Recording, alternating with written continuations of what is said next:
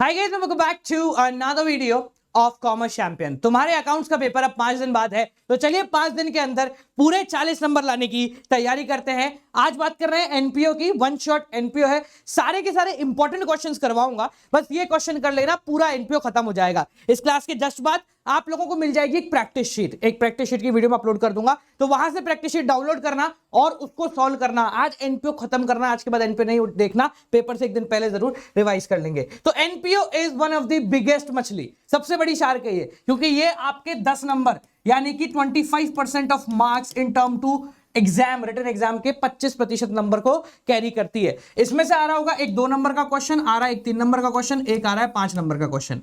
Now possibilities of question कौन कौन सी आ सकती हैं, तो 4 टॉपिक है जिनमें से आपके क्वेश्चन आएंगे। सबसे पहला fund based accounting, cost of material consume, calculation of amount of subscription और ट्रीटमेंट ऑफ आइटम्स, जिसके अंदर आपके इनकम एंड एक्सपेंडिचर अकाउंट बनाने को पूछा जाएगा। ठीक है जी। ऑल्दो बैलेंस शीट का आना 99% हटा हुआ ही है, क्योंकि 5 नंबर के क्वेश्चन में बैलेंस शीट देना काफी बड़ा कर देता है उस क्वेश्चन को, बट स्टिल प्रैक्टिस करनी है। डिस्क्रिप्शन में एक लिंक डाल दूंगा मैं, वहां से प्रैक्टिस कर लेना। तो आज हम इन चारों तरीके के क्वेश्चंस को प्रैक्टिस कर रहे होंगे from small to the end. ठीक है, कॉन्सेप्ट भी करेंगे और क्वेश्चन भी करेंगे। सबसे पहले शुरू करते हैं fund based accounting. Fund based accounting का मतलब क्या है, पहले ये समझो। कंपनी जो होती है आपकी एनपीओ जो है, उसको 2 प्रकार के फंड रिसीव होते हैं। एक होता है बालक जनरल फंड, एक होता है बालक specific fund.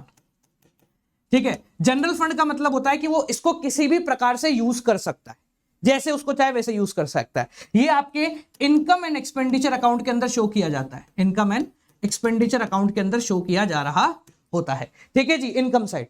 Next, specific fund का मतलब क्या होता है, किसी एक स्पेसिफिक कार्य के लिए कंपनी को फंड मिल गया, वो कोई सा भी हो सकता है। मान लो कोई इवेंट कराना है, कोई स्पोर्ट्स फंड कराना है, स्पोर्ट्स से रिलेटेड कोई भी काम है उसके लिए मिल गया। तो जब इस प्रकार का स्पेसिफिक फंड आता है तो ये आपकी बैलेंस शीट में शो होता है।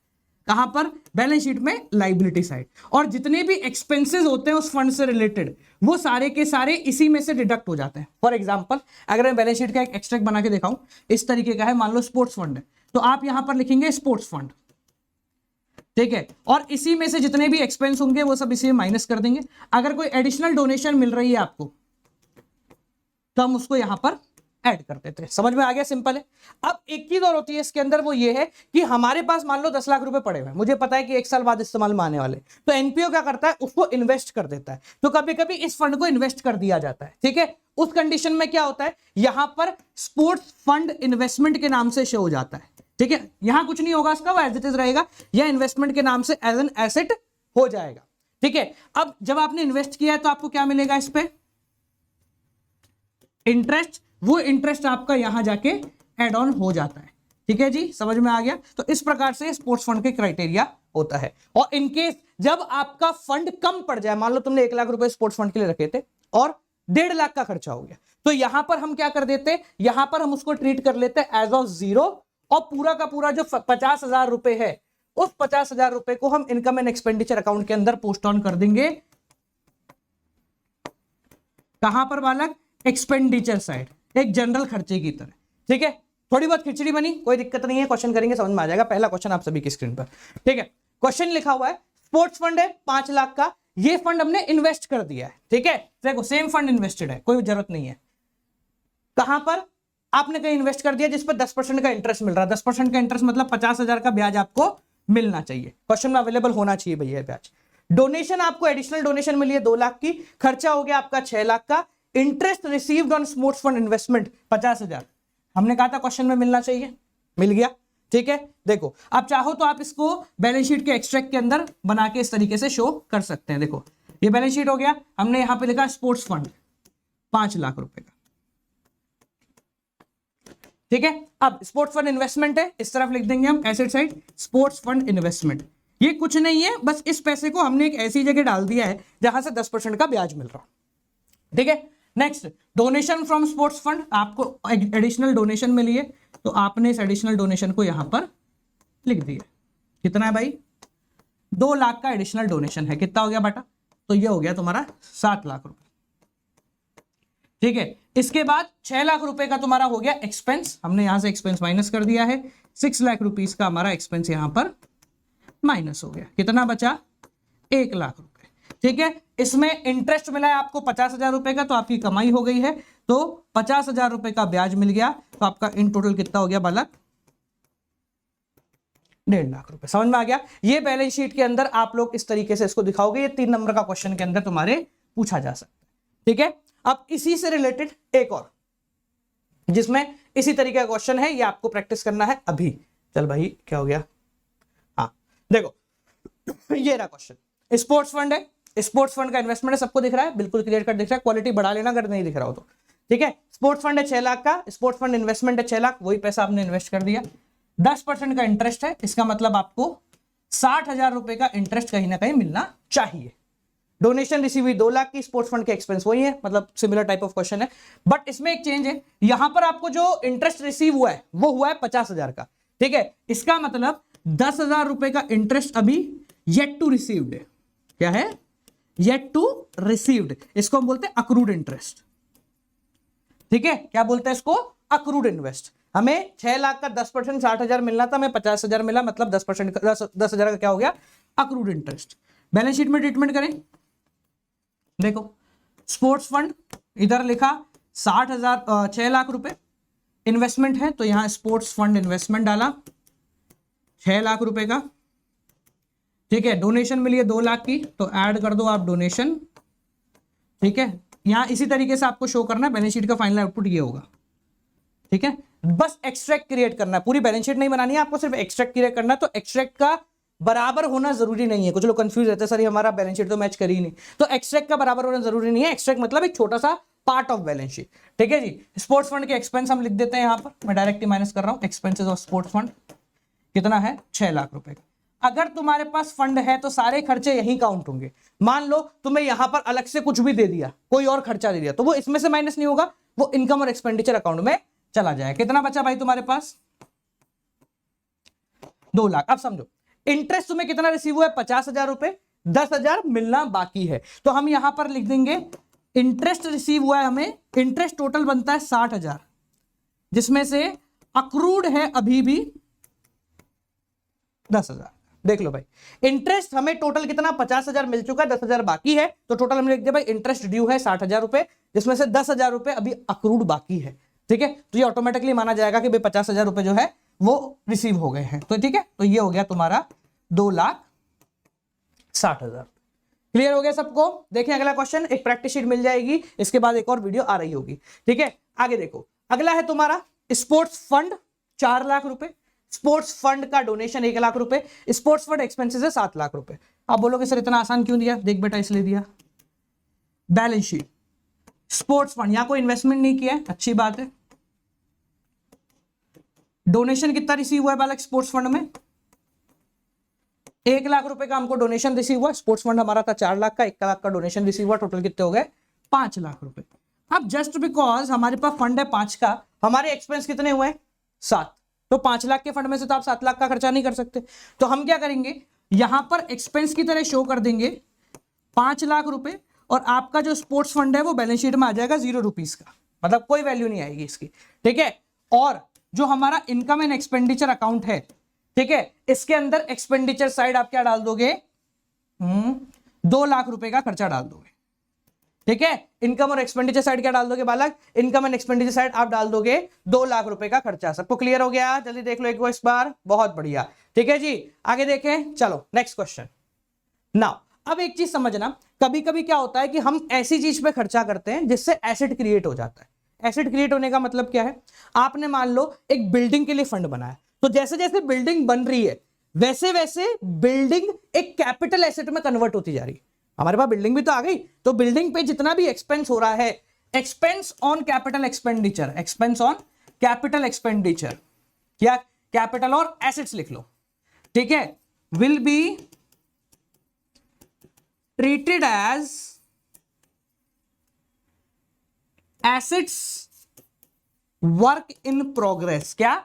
जो भी खर्चा होगा पवेलियन या बिल्डिंग या कुछ भी बनाने पर, उसको हम क्या ट्रीट करेंगे कि भैया हमारा आधा पवेलियन रेडी हो चुका है। ठीक है, तो यहां पर अगर आपको दिख रहा है expenditure on pavilion construction work in progress, तो इसका मतलब 13 लाख रुपए का पवेलियन तैयार हो चुका है। और सिमिलर वे के अंदर जब ये रेडी हो गया है तो यहां पर कैपिटल जो होगी वो भी फर्म की या एनपीओ की बढ़ जाएगी। समझ में आ गई मेरी बात? तो जब भी एक एनपीओ के पास एक पवेलियन रेडी हो गया खुद का, तो वो उसकी कैपिटल की तरह ट्रीट हो रहा है। समझ में आ गया? ठीक है, अब देखो कैसे होता है, क्वेश्चन करके समझेंगे। तो एनपीओ के पास कैपिटल फंड है 17 लाख रुपए का, यानी कि एनपीओ की कैपिटल है अब तक 17 लाख रुपए की।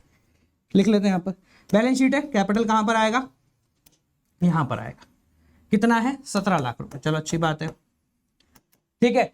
इसमें पवेलियन फंड अलग से लिखा हुआ है, 11 लाख रुपए का आपने पवेलियन फंड बना रखा है, तो मैं यहां पर पवेलियन फंड के नाम से लिख देता हूं 11 लाख रुपए। इसमें आपको डोनेशन और मिली है पवेलियन फंड की, कितनी डोनेशन मिली है, donation receive for pavilion fund 12 lakh रुपए, तो यहां पर हम डोनेशन के नाम से लिख देते हैं।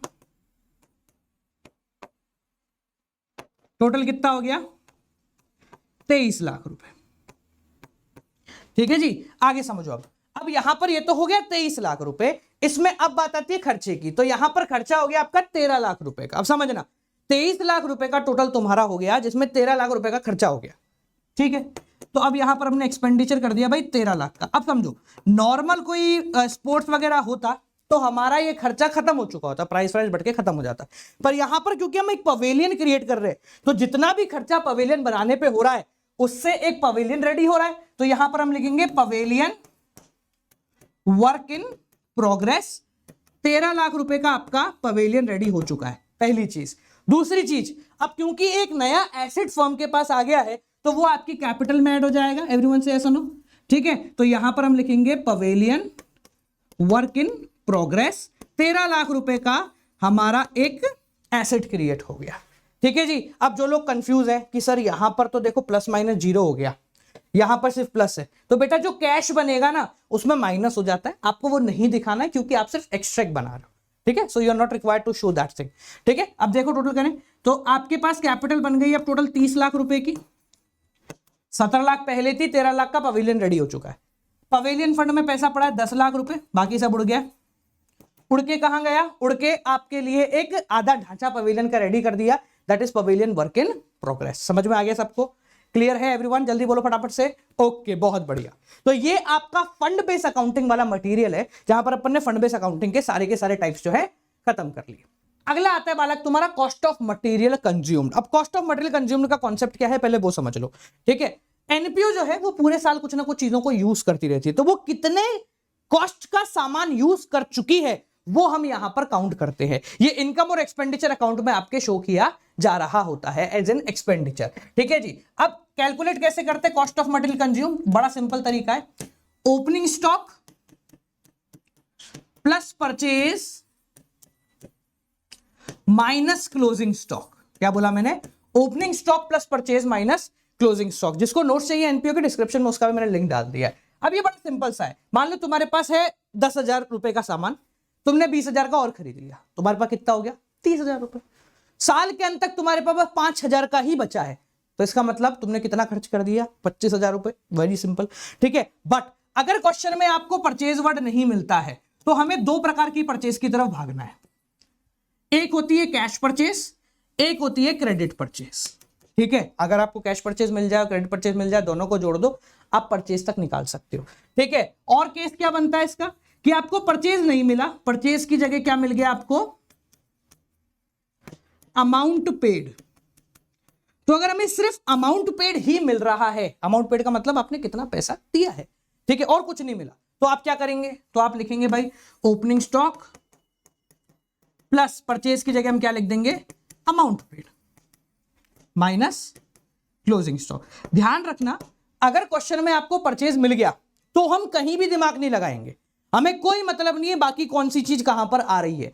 अगर परचेज नहीं मिलता है तो हमें अमाउंट पेड वगैरह कुछ भी ढूंढना है। ठीक है, कुछ क्वेश्चन होते हैं जिसमें आपको अमाउंट पेड के साथ साथ क्या मिल जाता है, अमाउंट पेड तो मिल गया, ठीक है, इसके साथ साथ आपको क्रेडिटर्स भी मिल जाते हैं। तो देखो अमाउंट पेड का मतलब तो हो गया एक तरीके से तुमने कैश में कितना लिया, क्रेडिटर्स का मतलब क्या हो गया तुमने क्रेडिट में कितना लिया। समझ में आ रही है मेरी बात? क्लियर है? देखो ओपनिंग स्टॉक सेम है, क्लोजिंग स्टॉक सेम रहेगा, ये जो बीच का शब्द है ना ये गायब हो सकता है। तो अगर ये गायब है तो पहले देखो अगर कैश परचेज और क्रेडिट परचेज गिवन है तो दोनों को जोड़ के परचेज हो गया, नहीं है कैश और क्रेडिट परचेज कोई दिक्कत नहीं है, तो अमाउंट पेड ढूंढो। अगर सिर्फ अमाउंट पेड है तो मान लेंगे भैया चलो सारा अमाउंट कैश में ही दे दिया, बट अगर तुमको इसके साथ क्रेडिटर्स भी गिवन है तो हम परचेज कैसे कैलकुलेट करेंगे? Purchase is equal to amount paid. अब समझना, दो प्रकार के क्रेडिटर है, ओपनिंग और क्लोजिंग। अगर साल की शुरुआत में तुमसे कोई पैसा मांग रहा है तो वो पिछले साल का होगा, तो हम ओपनिंग क्रेडिटर को माइनस कर देंगे। साल के एंड में मांग रहा है तो वो इसी साल का होगा, क्लोजिंग क्रेडिटर को आप ऐड कर दो। समझ में आ गया? तो अगर तुम्हें अमाउंट पेड के साथ क्रेडिटर मिल जाता है तो हम इस तरीके से परचेज को कैलकुलेट करेंगे। ठीक है, कभी कभी इसके साथ एडवांस भी आ जाता है, मतलब ये भी है और एडवांस भी है, तीनों चीजें हैं। तो कैसे कैलकुलेट करते हैं? कोई प्रॉब्लम नहीं, लोड नहीं लेना है। तो परचेज कैलकुलेट कैसे करते हैं? देखो यहां लिख रहा हूं, अमाउंट पेड मिल जाएगा आपको, ये फॉर्मूला तो सेम है, इतने फॉर्मूले तो मुझे दिमाग ही नहीं लगाना है। Closing creditor minus opening. ठीक है, अब समझो यहां पर अगर मैं बात करता हूं एडवांस की, तो अगर किसी व्यक्ति ने तुम्हें पिछले साल एडवांस दिया तो वो कौन से साल का होगा? इसी साल का होगा। तो हम यहां पर क्लोजिंग एडवांस को ऐड कर देंगे और ओपनिंग एडवांस को माइनस कर देंगे। ये एक बार है ना, इस पूरे का स्क्रीनशॉट ले लो, नोट्स चाहिए तो डिस्क्रिप्शन में लिंक मिल जाएगा, ये पूरा का पूरा देख लेना है, तुम्हारा पूरा कॉस्ट ऑफ मेटल कंज्यूम इसमें समाप्त हो रहा होगा। ठीक है, let's talk about few questions. देखो पहला सवाल आप सभी की स्क्रीन पर है, एक बार देखेंगे क्या है। Payment made for stationery during the year आपको क्वेश्चन में गिवन है, स्टॉक ऑफ स्टेशनरी क्वेश्चन में गिवन है, ओपनिंग और क्लोजिंग। ठीक है, आपको निकालना है कॉस्ट ऑफ मटेरियल कंज्यूम्ड। कैसे निकालेंगे? Opening plus purchase minus closing. ठीक है, एंड जस्ट बिकॉज यहां पर आपको परचेज वर्ड नहीं गिवन तो हम क्या ढूंढेंगे भाई? परचेज वर्ड अगर हमें नहीं गिवन है तो हम ढूंढ लेंगे भैया क्लोजिंग अमाउंट पेड, यही गिवन है पेमेंट मेड, कोई दिक्कत नहीं। हाँ भाई, ओपनिंग स्टॉक, अमाउंट पेड कितना है माइनस क्लोजिंग स्टॉक, ये तुम्हारे इनकम एंड एक्सपेंडिचर अकाउंट के अंदर चला जाएगा। एंड जो क्लोजिंग स्टॉक होता है बेटा किसी का भी, वो चला जाता है तुम्हारे बैलेंस शीट में। ठीक है, चाहे वो स्टॉक का हो तो भी जाएगा, क्रेडिटर का हो तो भी जाएगा।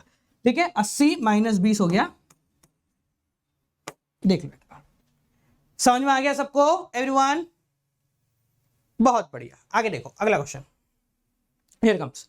ये सारे क्वेश्चन प्रैक्टिस कर लेना, तुम्हारा पूरा का पूरा एनपीओ समाप्त हो जाएगा, ज्यादा दिमाग लगाने की जरूरत नहीं, पूरा का पूरा एनपीओ इसी में निपट जाएगा। देखो भाई, payment made 90, stock, opening, closing और क्रेडिटर गिवन है तुम्हें, बहुत आसान है। फॉर्मूला हमेशा ध्यान रखो, रसमलाई पक्की पक्की मिलेगी ना तो ये कोई नहीं देखेगा कि चीनी कितनी डालनी है। दुकान पे जाओ, बोले रसमलाई दो, वो दे देगा ना तुम्हें रसमलाई, तो तुम्हें दिमाग नहीं लगाओगे कि बोले इसमें चीनी कितना किलो डली है, कितना ग्राम, कुछ नहीं दिमाग लगाओ। तो अगर परचेज वर्ड डायरेक्टली मिल जाता है तो हमें फॉर्मूला देखना ही नहीं है, डायरेक्टली लिखना है। ठीक है, बट अगर नहीं मिलता तो कैलकुलेट करो। मैं ये फॉर्मूला इसलिए लिखवा दूं ताकि तुमको याद करने में थोड़ी सी आसानी रहे। ठीक है, हाँ भाई, ओपनिंग स्टॉक कितना है? अब देखो परचेज, जस्ट बिकॉज हमें परचेज नहीं गिवन तो हम क्या ढूंढ रहे हैं भाई? आपको पेमेंट मेड गिवन है तो हम यहां लिखेंगे भाई पेमेंट मेड गिवन है, प्लस क्रेडिटर्स भी है तो क्रेडिटर्स का एडजस्टमेंट हम कैसे करते हैं? Closing creditors minus opening creditors, ये हो गया परचेज निकालने का तरीका। ठीक है, और स्टॉक एट द एंड है। ठीक है, देखो भाई, पेमेंट मेड कितना भाई पेमेंट किया तुमने? 90,000 रुपए का। क्लोजिंग क्रेडिटर कितने तुम्हारे? 55। ओपनिंग क्रेडिटर कितने हैं? 20 माइनस 30। ठीक है, ये हो गया 40 और 90 हो गया 31, प्लस ये हो गया 35 हो ना, माइनस 30, तो ये डायरेक्टली आ गया बेटा 1,35,000। ये इनकम और एक्सपेंडिचर अकाउंट में आप लिख देंगे। ठीक है जी, अब आगे समझो, creditor at the end, balance sheet liability side, और स्टॉक एट द एंड आ गया, स्टॉक एट द एंड, ये 30,000 रुपए। बैलेंस शीट कहां पर जाएगा? Asset side. आगे देखो, देख लो भाई, क्वेश्चन लिखना हो तो आगे देखें। हाँ भाई, थोड़ा सा क्वेश्चन एडवांस है जिसमें एडवांस भी गिवन है, क्वालिटी बढ़ा लेना अगर नहीं दिख रहा हो तो। फटाफट देखो भाई, देखें। ओके, क्वेश्चन में क्या है, पेमेंट मेड भी गिवन है आपको, ओपनिंग स्टॉक है, क्लोजिंग स्टॉक है, क्रेडिटर भी है और एडवांस भी है, तीनों चीजें, कोई दिक्कत नहीं है, मेरे को टेंशन नहीं है। तो हम फॉर्मूला यहां से लिखना शुरू करें, सीओई ओपनिंग प्लस सीओई नहीं, cost of material consumed, opening stock, इसके बाद क्या इको का है ना, परचेज माइनस क्लोजिंग स्टॉक। ठीक है, फॉर्मूला यहां लिख देता हूं मैं। ओपनिंग स्टॉक कितना है भाई, opening stock creditor in the beginning ये रहा। Now you don't have purchase ना, तो हम क्या करेंगे, फॉर्मूला लगाएंगे। तो पहले आया पेमेंट वाला material, payment made plus creditor है हमारे पास, तो closing creditor minus opening creditor plus advance paid in the beginning, advance paid at the end. तो एडवांस इन द बिगिनिंग को आप ऐड करोगे, एडवांस इन द बिगिनिंग आपका add हो जाएगा, ठीक है, और एडवांस एट द एंड क्या हो जाएगा, माइनस हो जाएगा। ठीक है, bracket close and now credit stock at the end 10,000 रुपए। ठीक है जी, अब लिख देते हैं अमाउंट कितना कितना आ रहा है।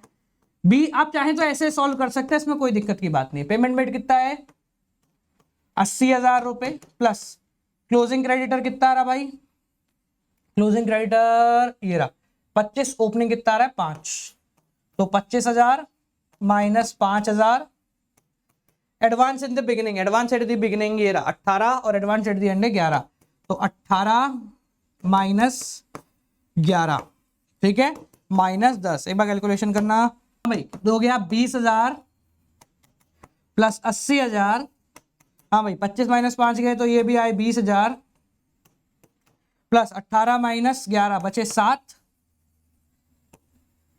माइनस 10। ठीक है, देखो भाई 1,20,000, 1,27,000, 1,27,000 में घस गए तो 1,17,000। ठीक है, क्लियर हो गया भाई सबको? हाँ भाई देख लो सारे के सारे इधर। ठीक है जी, तो ये पूरा का पूरा। अब इसमें ना एक टेढ़ा क्वेश्चन आता है जहां पर तुम्हें अकाउंट क्रिएट करना पड़ जाता है, तो ये तुम्हारे 3 नंबर के क्वेश्चन में बहुत आसान है कि ये पूछा चला जाए। इस तरीके का क्वेश्चन, इस तरीके का मैं क्यों बोल रहा हूं, इसके अंदर एक नई चीज एड ऑन की है। 2 क्वेश्चन लूंगा मैं कैसे, एक ये है स्पोर्ट्स मटेरियल सोल्ड वाला कॉन्सेप्ट, और एक तुम्हारा आ जाता है ये उसमें जिसमें अकाउंट क्रिएट करना होता है, this one you have to create account. दोनों देख लेते हैं। देखो भाई क्वेश्चन तुम्हारे सामने, ओपनिंग स्टॉक है, क्लोजिंग स्टॉक है, अमाउंट पेड है, क्रेडिटर्स है, क्लोजिंग क्रेडिटर है, कैश परचेज है। इसमें एक चीज लिखी हुई है स्पोर्ट्स मटेरियल सोल्ड। अब देखो जो तुमने बेच दिया वो तुमने तो इस्तेमाल नहीं करा, तो हम उसको क्या कर देंगे, माइनस कर देंगे, बस इतना ध्यान रखना। और माइनस भी क्या करेंगे, बुक वैल्यू। 26,000 का सामान तुमने 20 में बेचा, तो 26,000 तो माइनस हो जाएगा तुम्हारा normally cost of material consume calculate करने के लिए, और जो 6,000 का लॉस है वो तुम इनकम एंड एक्सपेंडिचर अकाउंट के अंदर शो कर सकते हैं। ठीक है जी, देखो भाई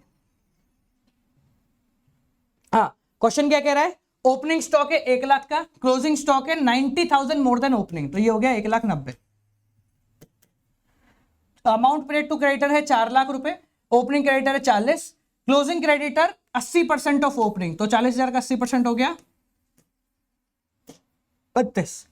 cash purchase of sport material ये रहा, कैश परचेज दे दिया तो कोई दिक्कत नहीं, हम आराम से कर लेंगे। और उसके बाद है तुम्हारा स्पोर्ट्स मटेरियल। देखो बड़ा सिंपल है। अब इसमें ना एक नई चीज और समझाता हूं, ध्यान से समझ लेना। या अमाउंट पेड टू क्रेडिटर एक वर्ड यूज हुआ है, इसका मतलब क्या है पहले वो समझो। अमाउंट पेड टू क्रेडिटर का मतलब है यहां पर आप चाहें तो क्रेडिट परचेज निकाल सकते हैं। ठीक है, मैं बता देता हूं इसी में क्रेडिट परचेज कैसे निकालते हैं। देखो अकाउंट बना के भी निकाल सकते हैं, और इसमें चाहो तो बिना अकाउंट बनाए भी आप कैलकुलेट कर सकते हैं। Closing creditor plus amount paid to creditor minus opening creditor, इससे आप निकाल सकते हैं क्रेडिट परचेज को। ठीक है, ये हम पहले भी कर रहे थे, अगर आप ध्यान से समझो। देखो पिछले वाले फॉर्मूले में हमने क्या किया था, देखो payment plus closing minus opening, यहां पे भी तो हम वही कर रहे हैं, payment plus closing minus opening. तो अगर हम कैश परचेज को हटा देते हैं तो ये तुम्हारा क्रेडिट परचेज कैलकुलेट करने में यूज आता है। If you want to create account, देखो अकाउंट कुछ इस प्रकार से बनता है। ये तुम्हारा क्रेडिटर का अकाउंट है, तो क्रेडिटर जो है तुम्हारी लाइबिलिटी है, तो you need to create by opening creditors. By creditors आ जाएगा आपका बैलेंस का। ठीक है, तो मैं यहां बैलेंस लिख देता हूं, बेटर रहेगा, ओपनिंग क्रेडिटर ब्रैकेट में लिख के। यह आ जाएगा टू बैलेंस, ये सीडी वाला, ये भाई साहब बीडी वाला, ओपनिंग और क्लोजिंग। ठीक है, मैं यहां लिख दे रहा हूं, ओपनिंग है ये हो जाएगा क्लोजिंग। अगले क्वेश्चन में इसको सॉल्व करेंगे। टू यहां पर बैंक आ जाएगा लिखा हुआ, जो कि कहलाता है अमाउंट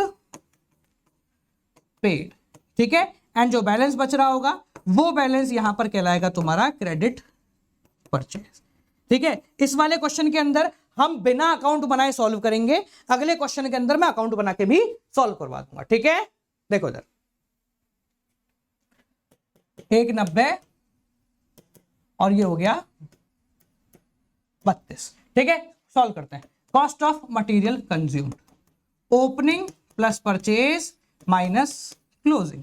ओपनिंग कितना भाई, ओपनिंग स्टॉक है 1 लाख। नाउ क्योंकि आपको 2 परचेज गिवन है तो हम यहां लिखेंगे cash purchase plus credit purchase. Cash purchase given है ना, और ये अमाउंट पेड टू क्रेडिटर है, तो हम कैश और क्रेडिट अलग अलग इस तरीके से लिख रहे होंगे। माइनस क्लोजिंग कितना है 190। देखो भाई 1 लाख, कैश परचेज आपको डायरेक्ट क्वेश्चन में गिवन है, cash purchase to sports material है 50,000। अब क्रेडिट परचेज के लिए हम क्या कर रहे होंगे, देखना यहां पर ध्यान से, अमाउंट पेड, ठीक है, plus closing creditor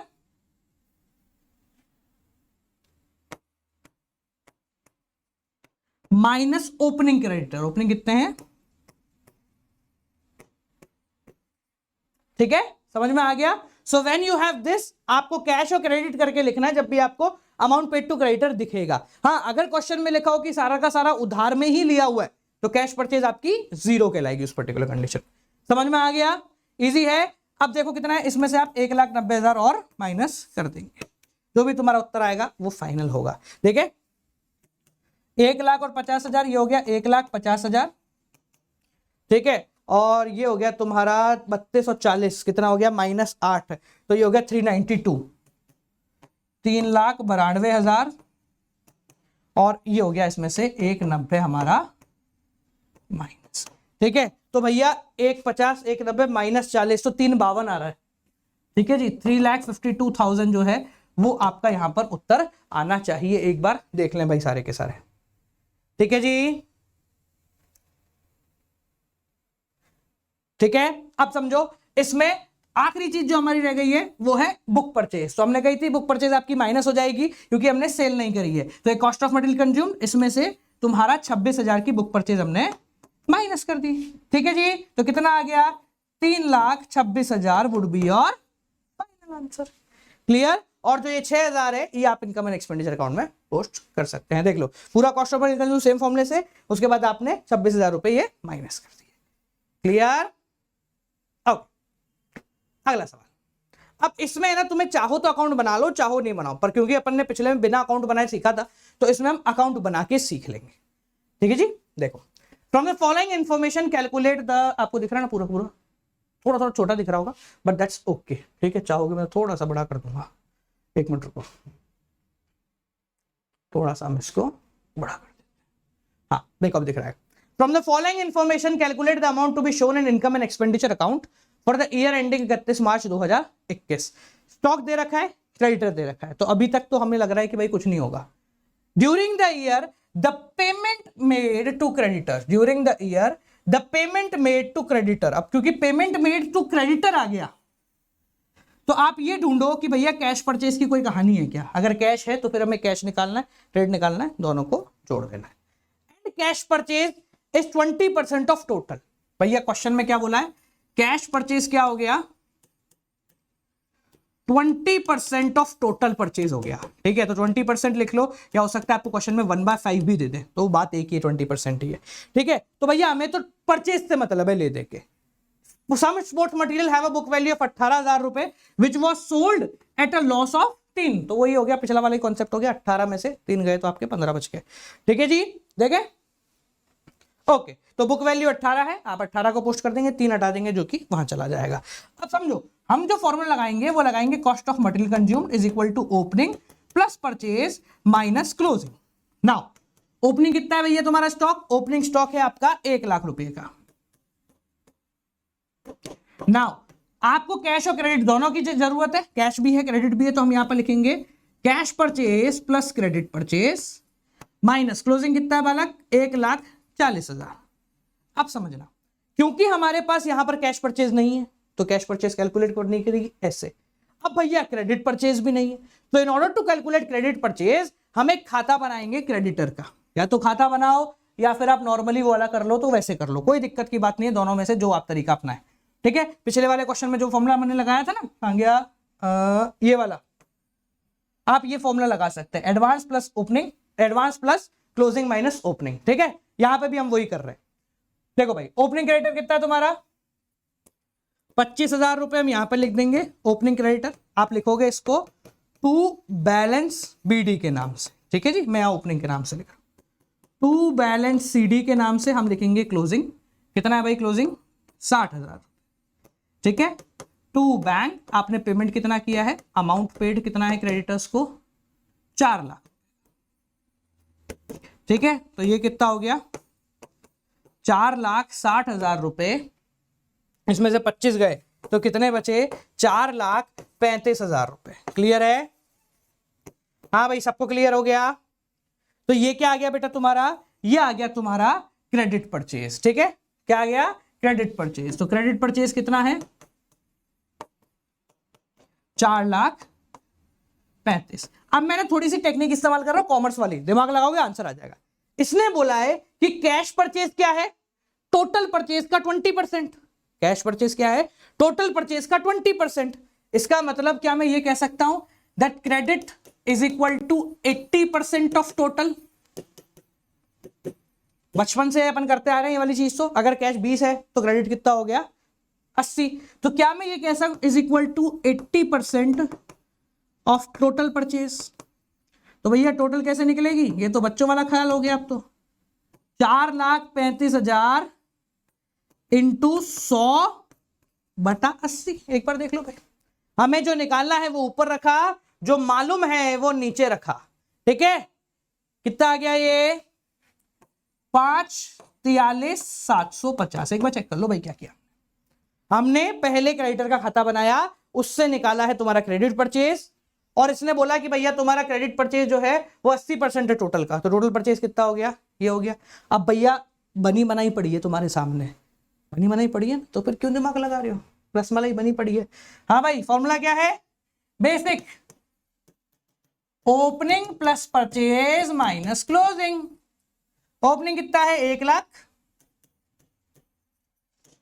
plus purchase, अब डायरेक्ट परचेज ही निकाल लिया ना हमने, तो कैश को तो बाहर में जान। तो 4,43,750,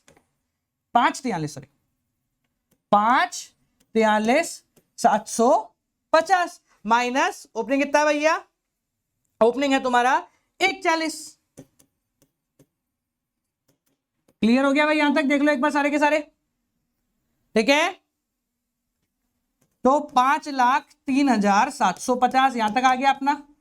नाउ लास्ट चीज, इसमें भैया एक तुम्हारा सामान भी बिका है, 18,000 का बिक गया था, तो हमने 18,000 इसमें से माइनस कर दिए। क्या आ गया बेटा 4,85,750। ये आ गया तुम्हारा कॉस्ट ऑफ मटेरियल कंज्यूम। देख लो भाई पूरा क्वेश्चन एक बार। ठीक है, ये इतना लंबा क्वेश्चन क्यों गया सर, ये इतना लंबा इसलिए गया बाला क्योंकि ये इस टाइप का आखिरी क्वेश्चन है। इसके अलावा इस टाइप का कोई भी क्वेश्चन नहीं आता है। मतलब ये सबसे बड़े लेवल का क्वेश्चन है, जिसके अंदर क्या क्या था आपको दिया गया था, पेमेंट पेड भी है, ये परसेंटेज भी दी हुई थी, और साथ साथ में एक आखिरी अमाउंट भी लिखा होता है। ये ध्यान रखना, जो हमने सेल करी है वो हट जाएगी। क्लियर, समझ में आ गया। चलो अंतिम पॉइंट के ऊपर आते हैं, जो कि है तुम्हारा अमाउंट ऑफ सब्सक्रिप्शन कैलकुलेट करना। अब अमाउंट ऑफ सब्सक्रिप्शन क्या है, उसके बाद एक फुल क्वेश्चन कराऊंगा। अमाउंट ऑफ सब्सक्रिप्शन का मतलब क्या होता है पहले वो समझो। सब्सक्रिप्शन का मतलब जो उस पर्टिकुलर एनपीओ को डे टू डे बेसिस पे मिल रहा है। मतलब आपको एक फॉर एग्जांपल अनअकैडमी में जाना है, तो आप अनअकैडमी का सब्सक्रिप्शन लेते हो, अभी 20% off if you want to take, use code Gaurav से। ठीक है, तो एक चीज समझना, जब भी आप किसी का सब्सक्रिप्शन ले रहे हो तो वो उसके लिए एक रेगुलर इनकम हो जाएगी। रेगुलर इनकम मतलब रेवेन्यू है उसके लिए।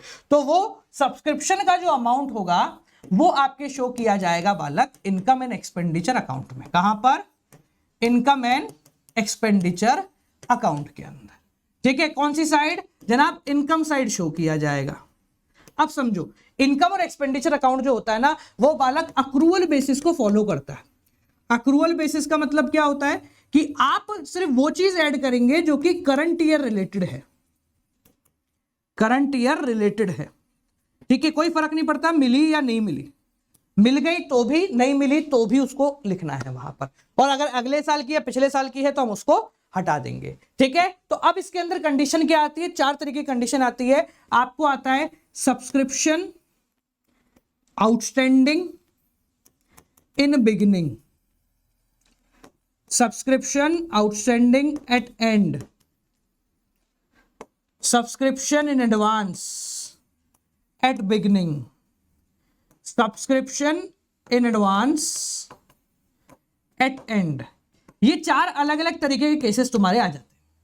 तो मान लो तुम्हारे इस साल मिली है तुम्हें 10 लाख का सब्सक्रिप्शन, ठीक है, और तुम्हें ये सारे केस दे दिए गए, तो तुम इसको इसमें कैसे एडजस्ट करोगे। मतलब देखो, इस साल तुम्हें मान लो 10 लाख मिल गया, हो सकता है उसमें से कुछ पिछले साल का हो तो वो हमें हटाना पड़ेगा, कुछ अगले साल का हो वो हमें हटाना पड़ेगा, कुछ हो सकता है इस साल का हो जो मिला ही नहीं हो वो हमें ऐड करना पड़ेगा। तो वो ऐसे करते हैं।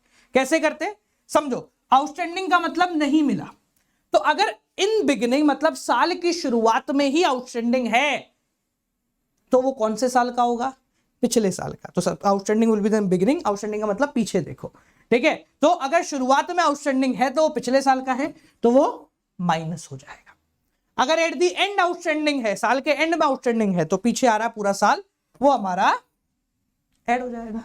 ठीक है, subscription in advance at beginning है, साल की शुरुआत में किसी ने एडवांस दे दिया तो वही इसी साल का है, तो एडवांस का मतलब आगे बढ़ो, और साल के अंत में कोई एडवांस दे रहा है तो वो अगले साल का होगा तो वो माइनस हो जाएगा। समझ में आया? बहुत इजी है, कुछ क्वेश्चंस करते हैं उससे समझते हैं। और जो नेट अमाउंट होगा ना वो तुम्हारे कहां चला जाएगा, इनकम एंड एक्सपेंडिचर अकाउंट में, और इस साल के अंत में जो भी मिलेगा बैलेंस शीट, बैलेंस शीट। तुम्हें एडवांस में मिल गया तो लाइबिलिटी साइड, अभी तक नहीं मिला तो तुम्हारा एसेट साइड। ठीक है, let's do some question and find out how to solve. ये रहा आपके सामने एक सवाल। ठीक है, you can see it very well, you can see it, quality बढ़ा देना। As per receipt and payment account for the year ending 31 March 2018, थोड़ा बढ़ा ही देते हैं इसको, फिर तुम कहोगे सर नहीं दिख रहा, और पता चले कहीं गड़बड़ हो गई तो हो जाती है फिर ऐसी गड़बड़। हाँ भाई, रिसिप्ट एंड पेमेंट अकाउंट, देखो रिसिप्ट एंड पेमेंट अकाउंट वो खाता है जो कि ये बताएगा टोटल कितना मिला है। अब उसमें पिछला भी हो सकता है अगला भी हो सकता है। हाँ, तो यार 10 लाख का 10 लाख ही दे दिया इसने तो 10 लाख रुपए, एक मिनट, हाँ 10 लाख रुपए तुम्हें इस साल मिले हैं। ठीक है, टोटल रिसीव्ड इस साल मिले हैं। अब समझो इसमें से ये साल कौन सा है, 2017-18, तुम्हारा साल कौन सा है 2017-18। अब समझो इसमें से सब्सक्रिप्शन आउटस्टैंडिंग ऑन 2017 मतलब साल की शुरुआत में जो आउटस्टैंडिंग है वो है 2 लाख का। तो भाई शुरुआत के आउटस्टैंडिंग का तो मेरे को कोई लेना देना नहीं है, तो वो 2 लाख रुपए मैंने क्या कर दिया इसमें से माइनस कर दिया। इस साल के अंत में आउटस्टैंडिंग है 140 का, तो वो हमने क्या कर दिया, जोड़ दिया, जोड़ दो भाई। ठीक है, सब्सक्रिप्शन रिसीव्ड इन एडवांस, इस साल की शुरुआत में एडवांस मिल गया है तो करंट ईयर का है तो 1 लाख रुपए तुमने इसमें और जोड़ दिए। सब्सक्रिप्शन रिसीव्ड इन एडवांस और 31 मार्च 2018, इस साल के अंत में एडवांस मिला है तो अगले साल का है, तो हम क्या कर देंगे उसको माइनस कर देंगे। ठीक है, ऐड करके देखें कितना हुआ भाई, 10 में से 2 गए बच्चे 8, 8 में से 9, 9 20। हाँ भाई कैलकुलेट कर लो भैया, 9 20 आना चाहिए। अरे क्या बिल्कुल आ रहा भाई, 9 20, 9,20,000 रुपए हो गए ये तुम, जो कि इनकम एंड एक्सपेंडिचर अकाउंट में आप लिखेंगे with the name of subscription. अब बैलेंस शीट में पूछ लिया जाए क्या क्या आएगा, तो जो भी इस साल के अंत में है वो सब अंतिम बैलेंस शीट में आ जाएगा। रिसीव्ड इन एडवांस तो बैलेंस शीट में लाइबिलिटी साइड, ठीक है, बैलेंस शीट में एसेट साइड। देख ले भाई, क्लियर? आगे बढ़े, आगे देखो क्वेश्चन में पानी में, जब तक क्वेश्चन दिख रहा है बहुत छोटा हो गया, थोड़ा सा और बड़ा करना पड़ेगा इसको, थोड़ा बड़ा हो जाए भाई। देख लो भाई, तुम्हारे सामने क्वेश्चन है,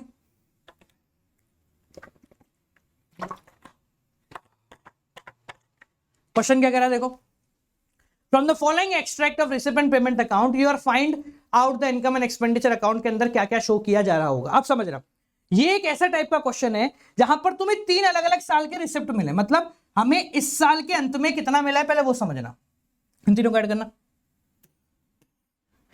हाँ भाई, इस साल के अंत में जो है ना वो इन तीनों का एडिशन मिला है।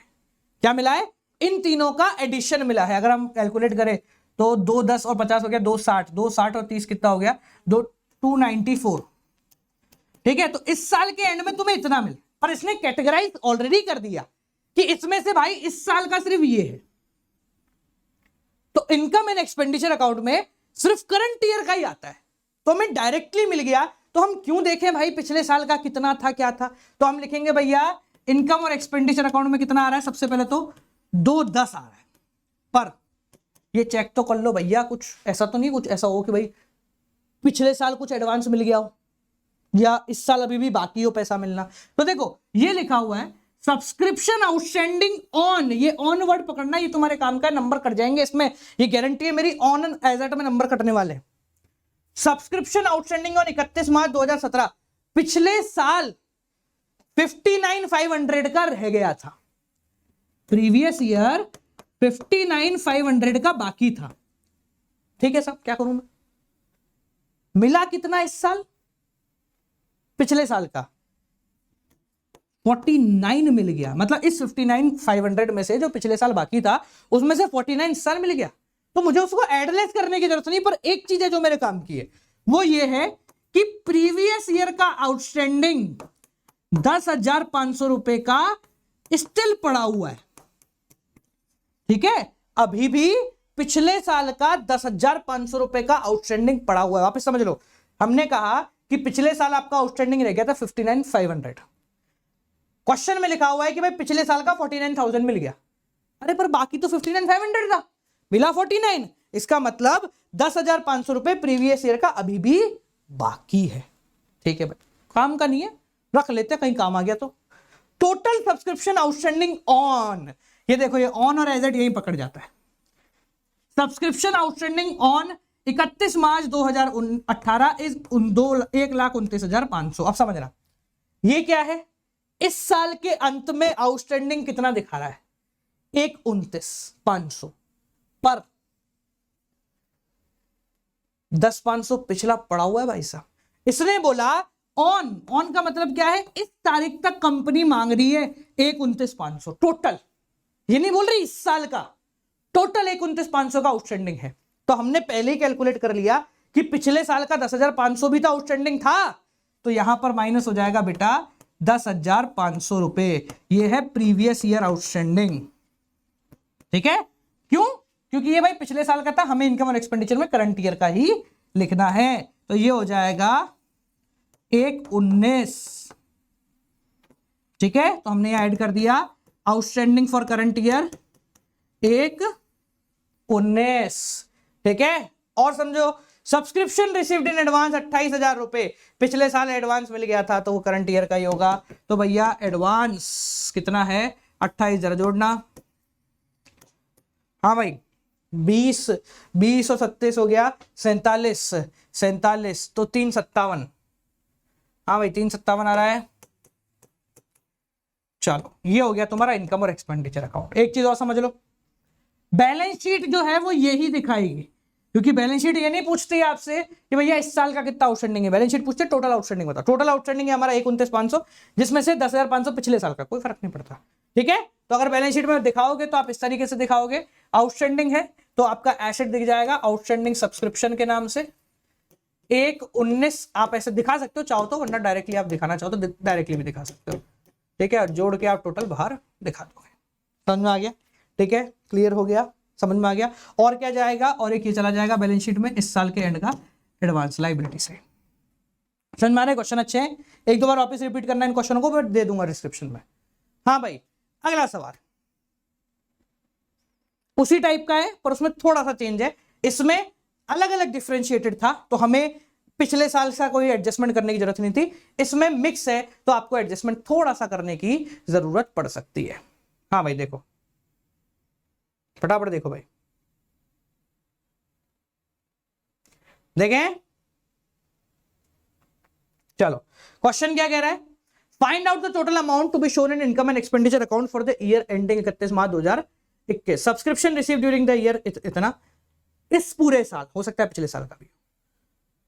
House subscription received in advance, subscription received in advance 2020 2021, subscription received in advance 2022, subscription in arrear 14,000 रुपए, out of which 8,000 is received.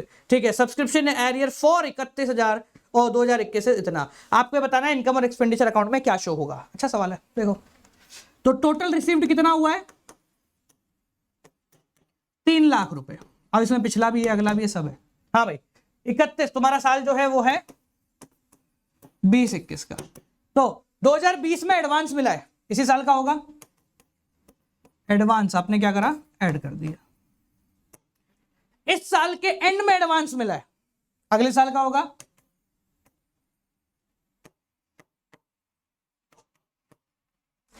Subscription received in advance for 2022 और आगे साल, हमें क्या लेना देना, हटा दे। एक्स्ट्रा एडवांस कितना है, 10,000 रुपये। ठीक है, तो 3 + 40 - 20 - 30। ठीक है, तो ये 3 10 हो गया अभी तक तो। ओके, सब्सक्रिप्शन इन एरियर 2020 का एरियर कितना पड़ा हुआ है भाई, 14,000 रुपए। ठीक है, पूरा माइनस नहीं करेंगे, समझ लो, इसमें से पूरा माइनस करें तो गड़बड़ हो जाएगा। इसने बोला है जिसमें से अभी 8,000 ही मिला है, हमें टोटल 3 लाख मिला हुआ है, हम इस साल का निकाल। पिछले साल 14 बाकी था, उससे क्या फर्क पड़ता है, मिला कितना, मिला है तुम्हें 8, तो हमें इसमें से सिर्फ 8,000 ही माइनस कर रहे होंगे जो रिसीव है। कुछ लोग ऐसे करते कि क्या कहते हैं, डिफरेंस निकाल देते भाई 6,000 का और फिर उसका एडजस्टमेंट करते, तो ऐसा दिमाग लगाने की जरूरत नहीं है आपको। आप डायरेक्टली 8,000 माइनस कर सकते हैं, जो रिसीव हुआ है वही तो माइनस होगा यहाँ से। ये 14,000 तो पूरा का पूरा है, इसमें से 8 रिसीव हो गया, तो तुम चाहो तो 6,000 रुपए स्टिल एरियर करके वही बैलेंस शीट में शो कर सकते हो। ठीक है, और सब्सक्रिप्शन इन एरियर 7,000 रुपए अभी भी एरियर पड़ा हुआ है, तो 7,000 रुपए इसमें जोड़ लिया, करंट ईयर का है। ठीक है, देख लो भाई कितना आ गया, 3 10 तो 3,09,000 आना चाहिए मेरे हिसाब से, एक बार कैलकुलेट कर लें। 3,09,000 रुपए, सबको क्लियर हो गया भाई? हाँ भाई क्लियर हो गया, चलो बहुत बढ़िया। 3,09,000 ये इनकम और एक्सपेंडिचर अकाउंट में आ जाएगा। तो बालको आखिरी क्वेश्चन ऑफ सब्सक्रिप्शन खत्म हो जाएगा तुम्हारा पूरा का पूरा सब्सक्रिप्शन का material. Let's get it with subscription. Here it comes the last question. बहुत ज्यादा छोटा हो गया है, इसको थोड़ा बड़ा करेंगे। ठीक है, अभी तो तुम्हें दिख रहा है, पर हो सकता है बाद में ना दिखे, क्वालिटी बूस्ट कर लेना। ये वो क्वेश्चन है जो तुम्हें करना ही चाहिए भैया। अगर कोई चला गया हो छोड़कर, तुम्हारा दोस्त हो, तुम्हारा मित्र हो, आधी रास्ते में छोड़ के चला गया, उसको ये क्वेश्चन जरूर दिखा देना, क्योंकि ये क्वेश्चन उसकी सारी प्रॉब्लम को खत्म कर देगा। 2 चीजें पूछी है इसमें, देखो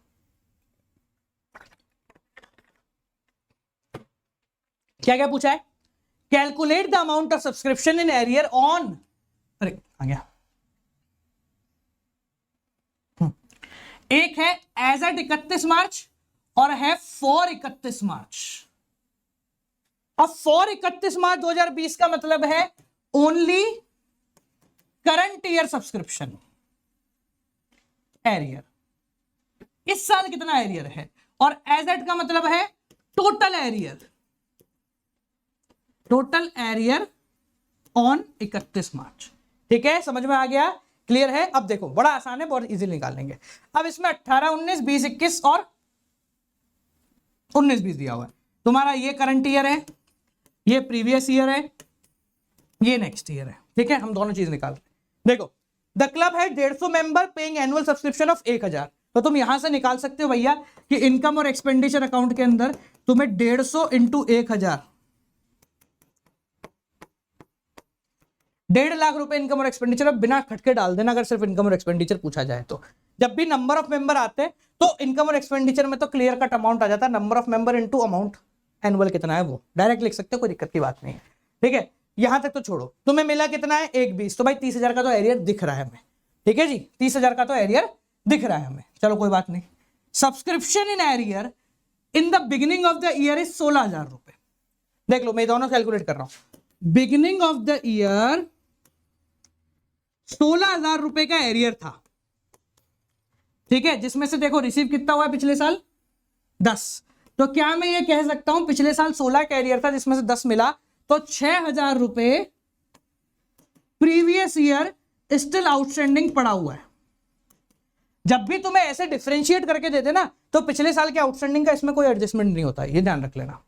ठीक है, इस साल की है हमारा 1/20। ये तो टोटल इनकम एंड एक्सपेंडिचर में इतना आना ही है, कैसे आना है वो अभी अपन देखते हैं। आगे 10 मेंबर्स पेड, मैं मिटा देता हूं उसको, देखने ना होगा। 10 members paid subscription for 19-20 and 18-19। 10 member है जिन्होंने पिछले साल ही पेमेंट कर दी, तो एडवांस था पिछले साल, कितना था 10 मेंबर, हर मेंबर कितना दे रहा है 1000 रुपए, तो एडवांस हो गया तुम्हारा 10। यानी कि इस साल का अब तक मुझे कितना रिसीव हो चुका है 30, मिलना कितना था 50, तो करंट ईयर का कितना बाकी रह गया भैया, ये तुम्हारा आउटस्टैंडिंग शो हो जाएगा फॉर करंट ईयर। भाई इस साल 20,000 रुपए लेना बाकी है, ये पहले का आ गया 20। ठीक है, दूसरा एज एट मतलब टोटल, तो टोटल में करंट ईयर का 20 और प्रीवियस ईयर का स्टिल आउटस्टैंडिंग 6, टोटल कितना हो गया 26। देख लो भाई सारे, एक 20 और एक 26। समझ में आ गया, सबको क्लियर हो गया बाल को? चलिए बहुत बढ़िया। ठीक है, अब एक चीज समझना, कुछ ऐसे आइटम्स होते हैं जिनका एडजस्टमेंट्स आपको पता होना चाहिए, क्योंकि इनकम एंड एक्सपेंडिचर का क्वेश्चन आएगा। So you need to be completely fair कि कौन कौन से आइटम्स का एडजस्टमेंट तुम्हें पता होना चाहिए। तो मैं यहाँ कुछ आइटम्स निकाल कर आया हूँ जिसका एडजस्टमेंट आपको पता होना चाहिए। ये एनडीए के नोट्स हैं, so if you want these notes आपको नीचे डिस्क्रिप्शन में लिंक मिल जाएगा, पूरे चैप्टर के हमने नोट्स बना रखे हैं। ठीक है, तो कौन कौन सा आइटम है जिसका एडजस्टमेंट्स आपको पता होना चाहिए। इनमें सबसे पहला आइटम आता है बालक तुम्हारा एंट्रेंस फी। क्या आता है सबसे पहले? Entrance fee. तो एंट्रेंस फी हो गया या फिर एडमिशन फी हो गया, ये अगर तुम्हें क्वेश्चन में मिल जाए, यानी कि तुम्हें क्वेश्चन में रिसिप्ट एंड पेमेंट अकाउंट मिलेगा, उसके अंदर मिल जाती है, तो तुम्हें इसको कहां डालना है बालक? ये तुम्हारे इनकम साइड यानी कि क्रेडिट साइड आएगी। किसमें? ये आ जाएगी तुम्हारे credit side of income and expenditure account के अंदर, क्योंकि एक ये रेवेन्यू रिसिप्ट है। दूसरा लाइफ मेंबरशिप फी आ जाता है तुम्हारा, लाइफ मेंबरशिप फी। तो लाइफ मेंबरशिप फी रेगुलर आने वाला पैसा नहीं है, ये तुम्हारा है तो कमाई, पर ये कैपिटल रिसिप्ट है, तो ये तुम्हारे बैलेंस शीट में चला जाएगा लाइबिलिटी साइड। कहां पर? बैलेंस शीट में चला जाएगा लाइबिलिटी साइड। और कैसे जाएगा? कैपिटल में जाके जुड़ जाएगा, कैपिटल फंड में ऐड हो जाएगा। ठीक है, अगला जो तुम्हारे काम का है वो है डोनेशन। तो वो अपन बता चुके कि जनरल डोनेशन होती है तो इनकम एंड एक्सपेंडिचर में, स्पेसिफिक डोनेशन होती है तो बैलेंस शीट में लाइबिलिटी साइड चला जाता है। ठीक है, एक आता है लेगेसी। तो भैया लेगेसी भी वही है, डोनेशन की तरह ही है, जनरल और स्पेसिफिक दोनों एक तरीके से ट्रीट होता है। ठीक है, अगर तुम्हारा आता है अगला सेल ऑफ ओल्ड एसेट। अगर कोई एसेट बेचा है, ठीक है, देखना एक चीज समझना कि कोई भी एसेट तुम्हारा इनकम और एक्सपेंडिचर में नहीं आता, सारे के सारे एसेट कहां पर आते हैं? बैलेंस शीट में ट्रीट किए जाते हैं। तो कोई एसेट बेचा है तो उससे अगर कोई प्रॉफिट या लॉस हुआ है, प्रॉफिट स्लैश लॉस है, तो वो तुम्हारा इनकम एंड एक्सपेंडिचर में आ जाएगा। बाकी एसेट तो है जो बैलेंस शीट में प्रोसीड किए जाते हैं। सब्सक्रिप्शन अपन ने समझ लिया। और ऑनरेरियम तुम्हारा है एक, ऑनरेरियम का मतलब होता है किसी को माला पहनाना। तो ऑनरेरियम वगैरह जो होता है ना, किसी का ऑनर करना, तो वो तुम्हारे इनकम एंड एक्सपेंडिचर अकाउंट में ही आ जाता है। एक्सपेंडिचर साइड मतलब डेबिट साइड। क्लियर हो गया सबको? कुछ बेसिक एडजस्टमेंट है, जैसे sale of old news, sale of old asset हो गया तुम्हारा, सेल ऑफ ओल्ड न्यूज़पेपर हो गया तुम्हारा, तो वो तुम्हारा इनकम एंड एक्सपेंडिचर में आ जाएगा। जो बेसिक डे टू डे खर्चे हैं वो सब इनकम एंड एक्सपेंडिचर अकाउंट में, जो कैपिटल बेस्ड खर्चे हैं वो सारे के सारे हो जाएंगे तुम्हारे बैलेंस शीट के अंदर। ठीक है, तो इसी से रिलेटेड अंतिम क्वेश्चन हमारे सामने आ जाता है। ये रहा तुम्हारा अंतिम सवाल। इस प्रकार का क्वेश्चन तुम्हें एक देखने को मिलेगा, 5 नंबर का क्वेश्चन आता है जिसमें तुम्हें सिर्फ इनकम और एक्सपेंडिचर अकाउंट ही क्रिएट करना है और कुछ क्रिएट नहीं करना है। You just have to create income and expenditure account. ठीक है, क्योंकि बैलेंस शीट पहले आ सकती थी, बड़ा क्वेश्चन था, अब तो तुम्हारे 5 नंबर से बड़ा क्वेश्चन ही नहीं आता, तो ऐसा कुछ आने की संभावना बहुत कम है। स्टिल मैंने डिस्क्रिप्शन में डाल दिया। देखो, prepare income and expenditure account and balance sheet for the balance sheet इसको हटा देते हैं अपन, भाई हम तो इनकम एंड एक्सपेंडिचर बनाएंगे। ठीक है, अब समझो इनकम और एक्सपेंडिचर अकाउंट बनाना सबसे आसान होता है, क्योंकि एक चीज है, आपको बस 2 चीजें पता करनी है। पहली, कौन सा कैपिटल है, दूसरा कौन सा रेवेन्यू है। इनकम और एक्सपेंडिचर अकाउंट में सिर्फ रेवेन्यू आता है, कैपिटल एक्सपेंडिचर नहीं आता। तो देखो कैसे करेंगे, अगर कोई एसेट या लाइबिलिटी है तो उसको छोड़ दो, बाकी सब आएगा। ये वाली चीज इस तरफ, ये वाली चीज इस तरफ, कोई दिमाग ही नहीं लगाना, इतना आसान हो गया तुम्हारा, इसको कोई सीमा नहीं। तो मैं यहां बना देता हूं इनकम और एक्सपेंडिचर अकाउंट।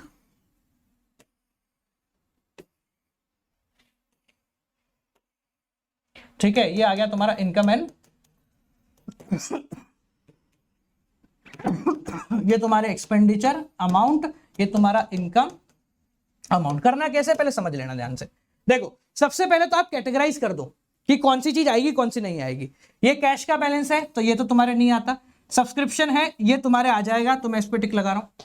ठीक है, डोनेशन फॉर बिलियर्ड टेबल, भैया बिलियर्ड टेबल तो एक एसेट हो गया तो वो नहीं आएगा। रेंट है वो आ जाएगा, मैगजीन है आ जाएगा, ग्रास है वो आ जाएगा। ठीक है जी, इधर सैलरी छोटा मोटा आ जाएगा, ये भी आ जाएगा, ये भी आ जाएगा, ये भी आ जाएगा। स्पोर्ट्स मटेरियल इसको हम हटा देंगे भैया, ठीक है ना। चाहो तो स्पोर्ट्स मटेरियल कॉस्ट उसमें आ जाएगा, कॉस्ट ऑफ मटेरियल कंज्यूम करके स्पोर्ट्स मटेरियल हम जो है प्रोसीड कर सकते हैं। ठीक है, तो इसको हम कॉस्ट ऑफ मटेरियल कंज्यूम्ड के अंदर प्रोसीड करेंगे, तो इसको भी यस करके लिख लेंगे। ठीक है, मिसलेनियस एक्सपेंसेस है ये आ जाएगा, फर्नीचर नहीं आता। इन्वेस्टमेंट आपने किया है ये नहीं आता, पर इसका 10% इंटरेस्ट है तो मैं इंटरेस्ट लिख देता हूं, वो जरूर आ जाएगा। 70,000 का है, 6 महीने का किया है तो 70,000 का 10% हो गया 7,000, और 6 महीने का किया है आपने तो 6 महीने कितना हो गया 3,500 रुपए। तो इसमें है ना 3,500 रुपए अपन लिख सकते हैं, अगर क्वेश्चन में नहीं है, ऑलरेडी नहीं है तो 3,500 रुपए आप इंटरेस्ट करके इसको प्रोसीड कर देंगे। समझ में आ गया सबको? हाँ भाई आगे देखो। अब नीचे ये तो हो गया कैश एट बैंक नहीं आता है तो बैलेंस शीट में आएगा। नीचे 3 तरीके के एडजस्टमेंट है, तो एडजस्टमेंट को टिक लगा लेते हैं। सब्सक्रिप्शन का एडजस्टमेंट है पहला, दूसरा भी सब्सक्रिप्शन का एडजस्टमेंट है, तो सब्सक्रिप्शन के आगे कोड़ा बना लो भाई, इस पे तेरे एडजस्टमेंट है।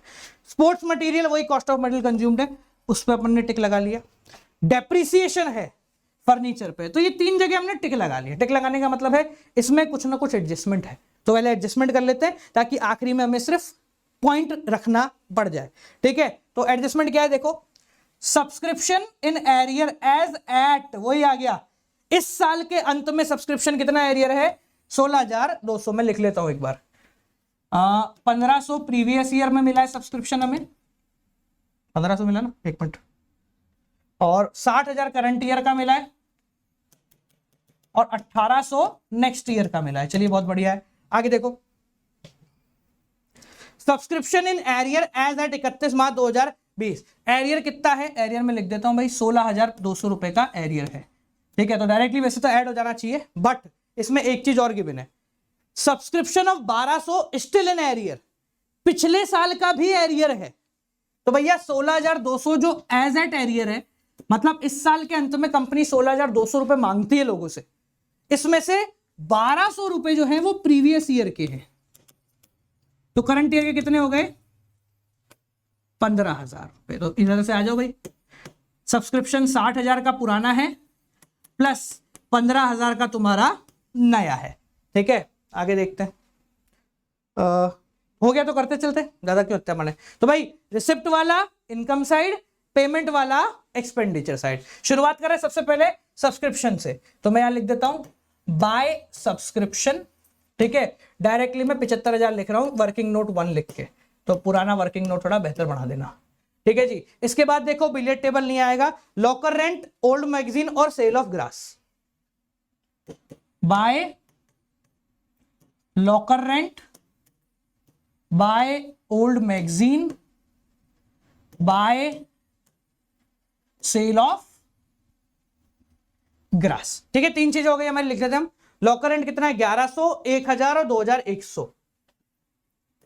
1100, 2000 ही ना, और नहीं 1000 और 2100।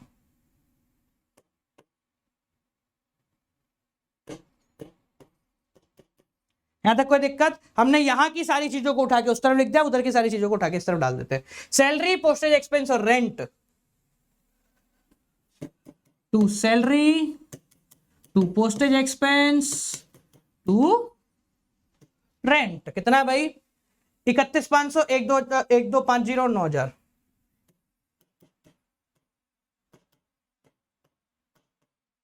क्लियर? आगे देखो, प्रिंटिंग एंड स्टेशनरी है, कितने का है 14,000 का। इसमें ये कंफ्यूजन नहीं कौन कहां आएगा, क्योंकि उधर वाली चीज इधर है और इधर वाली चीज उधर है, बस। हाँ भाई, अगला क्या है, स्पोर्ट्स मटेरियल है, तो cost of material consume calculate कर रहे हैं। Opening stock closing stock plus purchase, purchase मतलब पेमेंट मेड तुम्हें गिवन है, ठीक है, यही कैलकुलेट कर लो, चाहो तो एक अलग से वर्किंग नोट बना लेना इसका। हाँ भाई कितना है, ओपनिंग स्टॉक है 3, क्लोजिंग स्टॉक है 4.5 और परचेज कितना है तुम्हारा 11,500। ओहो ये तो आसान हो गया, ये हो गया 14,500 तो 10,000 हो गया इसी का, तो 10,000 हो गया आपका। तो कंजम्पशन ऑफ स्पोर्ट्स मटेरियल 10,000 रुपए आप लिख दो, यहां वर्किंग नोट लिख देना, वर्किंग नोट पे बना देना। हाँ भाई अगला है miscellaneous expenses 3,100, to miscellaneous expenses 3,100। इसके बाद है फर्नीचर पर टिक लगा हुआ है, टिक क्या कह रहा है, डेप्रिसिएशन है, तो 6 महीने का डेप्रिसिएशन लगाना है। 20,000 का 10% डेप्रिसिएशन हो गया 2,000 रुपए, 2,000 का 6 महीने का कितना हो गया 1,000 रुपए। टू डेप्रिसिएशन ऑन फर्नीचर, ये पूरा अकाउंट लिखना है भाई इस समय, है ना, 1,000 रुपए। अगला क्या कह रहा है, अगला तुम्हारा कह रहा है इन्वेस्टमेंट, इन्वेस्टमेंट नहीं आएगा पर इन्वेस्टमेंट का ब्याज है ना वो जरूर आ जाएगा, इंटरेस्ट, अब ब्याज तो उस तरफ आएगा, खर्चा ये हुआ है पर इंटरेस्ट और इन्वेस्टमेंट इज अ कमाई, तो कमाई जो है वो हम इस तरफ लिखेंगे बाय इंटरेस्ट ऑन इन्वेस्टमेंट, ठीक है जी 3,500। क्लियर हो गया भाई सबको, ठीक है, ये पूरा का पूरा क्वेश्चन तुम्हारा समाप्त हो गया। Now it's time to add on every single thing, तो भैया ऐड करो चलो, 75, 76, 77, 79 और 82, 700, ये वाला, अच्छा उधर वाला किया तुम, 82, 700 और इधर का करें 31, 32, नहीं 31 और ये हो गया 40, 41 और 14 हो गया 55, 55 और 10 हो गया 65, 68, 69, 600, 800, 250, हाँ 69, 850 ना, हाँ 69, 850, ठीक है। अब इधर क्या है तुम्हारा 82, 700 माइनस करना दोनों को, कितना आ रहा है भैया, ये हो गया तुम्हारा 12,750, तो ये हो गया 900, नहीं 700, 800, हाँ 12,850 टू सरप्लस बैलेंसिंग फिगर, ठीक है जी। तो भैया ये हो गया आपका पूरा का पूरा एनपीओ, ठीक है, पूरा का पूरा एनपीओ हमने यहां पर आप लोगों का समाप्त करा दिया है। ये बार बार देख लेना क्योंकि यही सारे क्वेश्चन है जो कि तुम्हारे पूछे जाएंगे, इस वीडियो के अलावा कुछ नहीं पूछा जाना, मतलब कुछ भी नहीं पूछा जाने वाला है। एक बैलेंस शीट वाला क्वेश्चन अगर करने में इच्छुक हो तो डिस्क्रिप्शन में लिंक उसका छोड़ दिया है। मिलते हैं आप लोगों से अगली वीडियो के साथ जिसके अंदर हम बात कर रहे होंगे किसके बारे में, हम बात कर रहे होंगे बालक 2 चीजों के बारे में, प्रैक्टिस शीट और उसके सॉल्यूशंस के बारे में, ठीक है। So practice sheet will be allotted very soon, solve करना उसको, इंटैक्ट करना हमें सॉल्व करके। मिलते हैं आप लोगों से अगली वीडियो के साथ, till then guys keep on watching, good night, bye bye, नमस्कार।